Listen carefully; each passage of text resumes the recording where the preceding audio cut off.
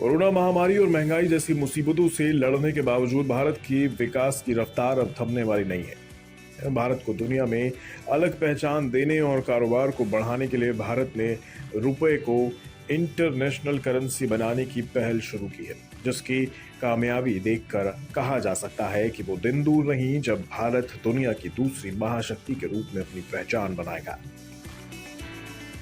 रूस के भारतीय रुपए में विदेशी व्यापार शुरू करने वाला पहला देश बनने के कुछ दिन बाद अब लगभग 35 देशों ने रुपए में व्यापार करने में रुचि दिखाई है। आरबीआई ने जुलाई 2022 में विदेशों से ब्याज बढ़ाने और डॉलर पर निर्यात घटाने के लिए रुपए में व्यापार प्रस्ताव दिया था। रूस और श्रीलंका के बाद रुपए में व्यापार करने में जो देश इच्छुक हैं उनमें बांग्लादेश, नेपाल और म्यांमार जैसे पड़ोसी देश शामिल हैं। रिपोर्ट्स की माने तो तजाकिस्तान, क्यूबा, लग्जमबर्ग और सूडान भी रुपए में ट्रेड सेटलमेंट करने के लिए बातचीत कर रहे हैं। समाचार एजेंसी रॉयटर्स की एक रिपोर्ट के मुताबिक इन चारों देशों ने रुपए में ट्रेड सेटलमेंट के लिए विशेष वोस्ट्रो खाते में रुचि दिखाई है।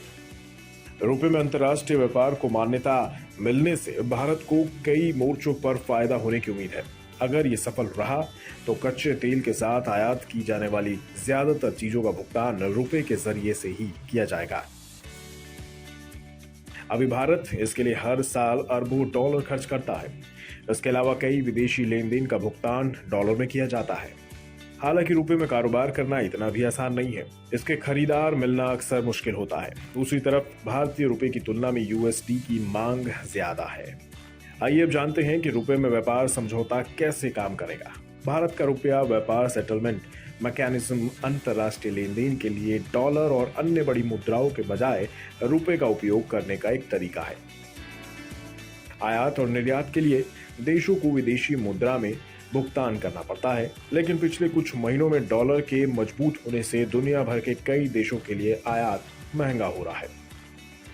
रुपए में व्यापार के लिए वेस्ट्रो खाते की मदद से कोई भी देश भारत के साथ आयात या निर्यात का मूल्य चुकाने के लिए रुपए का इस्तेमाल कर सकता है। आइए समझते हैं कि वेस्ट्रो खाता कैसे काम करेगा। एक विदेशी कॉरेस्पॉन्डेंट बैंक को एक एजेंट के रूप में कार्य करने के लिए वेस्ट्रो अकाउंट बनाया जाता है। इन सर्विसेज में उन देशों में ग्राहकों के लिए वायर ट्रांसफर, विड्रॉल और डिपॉजिट करना शामिल है, जहां घरेलू बैंक की फिजिकल रूप में मौजूदगी नहीं है। विदेशी कॉरेस्पॉन्डेंट बैंक घरेलू बैंक की ओर से ट्रेजरी सर्विस भी कर सकता है और अंतर्राष्ट्रीय व्यापार में तेजी ला सकता है। कॉरेस्पॉन्डेंट बैंक घरेलू बैंक से वोस्ट्रो अकाउंट से जुड़ी सर्विस के लिए चार्ज भी लेता है।